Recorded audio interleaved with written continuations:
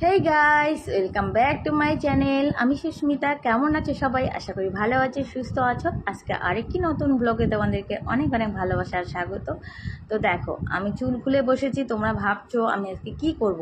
তো তোমরা কিন্তু থাম্বনেলটা টাইটেলটা দেখে কিন্তু বুঝতে পারতেছো যে আমি আজকে কি করব। তো দেখো, চুল আগে আঁচড়াবো। তো আজকে আমি করব আমার চুল আমি কীভাবে যত্ন করি, কিভাবে শ্যাম্পু করি, কিভাবে সপ্তাহে 2 দিন করে আমি শ্যাম্পু করি, আর কি শ্যাম্পু ইউজ করি, আর কিভাবে চুলটা শ্যাম্পু করলে তোমাদের চুলটা ভালো থাকবে। তো দেখো, প্রথমে চুলে শ্যাম্পু করতে গেলে কিন্তু অনেক কাজ করতে হয়। বিশেষ করে চুলে যদি শ্যাম্পু করো তার আগে কিন্তু যদি তেল দেওয়া যায় তাহলে কিন্তু আরও ভালো।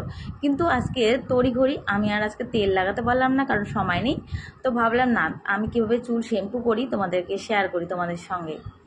তো দেখো, প্রথমে চুলে শ্যাম্পু করার আগে চুলটা খুলে ভালো করে আঁচড়ে নিতে হবে। তাহলে কি হবে, চুলটা যখন শ্যাম্পু করব তারপরে চুল কিন্তু বেশি উঠবে না, কারণ শ্যাম্পু করার পরে কিন্তু আমাদের অনেক চুল পড়ে যায়। তো লম্বা চুল যাদের, বেশি লম্বা চুল তাদের তো হয়ই, আর ছোট চুল যাদের তাদের কম পড়ে, কিন্তু বড় চুলটা একটু বেশিই পড়ে। তো সেই জন্য শ্যাম্পু করার আগে তেল দিলে আরও ভালো হয়। তেল দিয়ে আধ ঘন্টা রেখে তারপরে চুলটা আঁচড়ে তারপরে যদি শ্যাম্পু করো, চুলটা দেখবে অনেকটা সুন্দর হয়, অনেকটা ভালো হয়। তো আজকে আমি চুলে তেল দিলাম না, কিন্তু চুলটা দেখো দুভাগ করে নিয়েছি, যেহেতু আমার লম্বা চুল সেই জন্য ভালো করে চুলটা আগে আঁচড়ে নিলাম। তারপরে দেখো, এখন একটা হার্বাল শ্যাম্পু নিয়েছি।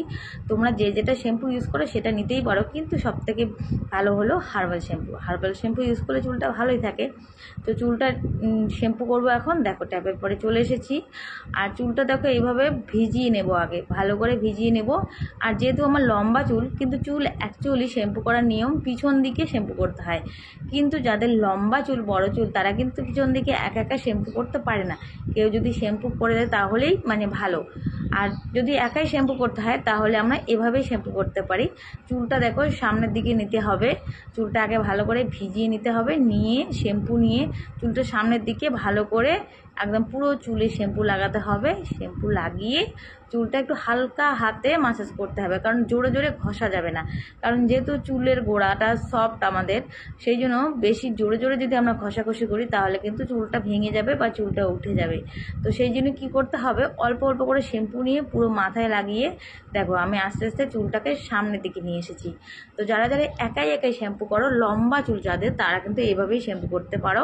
তো আমি কিন্তু এভাবেই শ্যাম্পু করি। চুলটা সামনের দিকে নিয়ে হালকা হালকা করে মাসাজ করে শ্যাম্পু লাগিয়ে 2-3 বার এরকম করে শ্যাম্পুটা করতে হবে। কারণ একবার শ্যাম্পু করব, তারপর শ্যাম্পু করার পরে চুলটা একবার ধুয়ে নেব, নোংরাটা বেরিয়ে যাবে, তারপর আরও একবার শ্যাম্পু করতে হবে।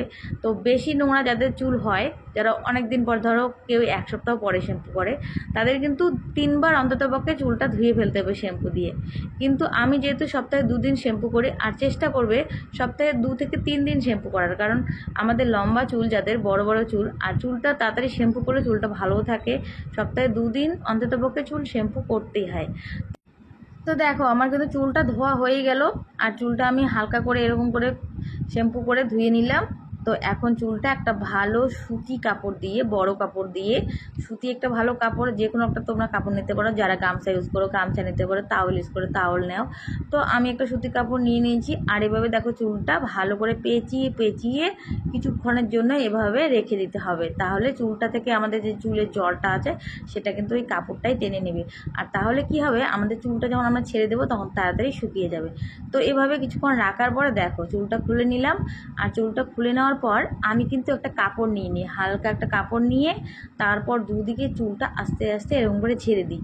তো এটা আমি শিখেছি আমার মা যখন ছোটোবেলায়, আমি দেখেছি আমার মা যখন শ্যাম্পু করতো, আমি ছোটোবেলা থেকেই দেখেছি, তখন এরকম করে চুলটা সামনের দিকে পেছনের দিকে 2-3 দিকে এরকম করে ছেড়ে দিত।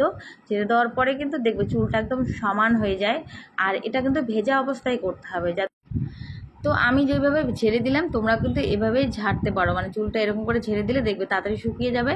আর ভেজা অবস্থায় এরকম করবে, দেখবে চুলটা আঁচড়ানোর মতো লাগে, একদম মনে হচ্ছে চিরুনি করেছো এখনই। আর ভেজা অবস্থায় কিন্তু চুল কখনোই চিরুনি করা যায় না। তো কেমন লাগলো আজকের ভিডিওটা অবশ্যই তোমরা সবাই কমেন্ট করে জানিও। আর দেখার পরে কিন্তু অবশ্যই লাইক করবে। আর যারা যারা এখনও আমার চ্যানেলটি সাবস্ক্রাইব করেনি অবশ্যই সাবস্ক্রাইব করে পাশে থাকবে। টাটা।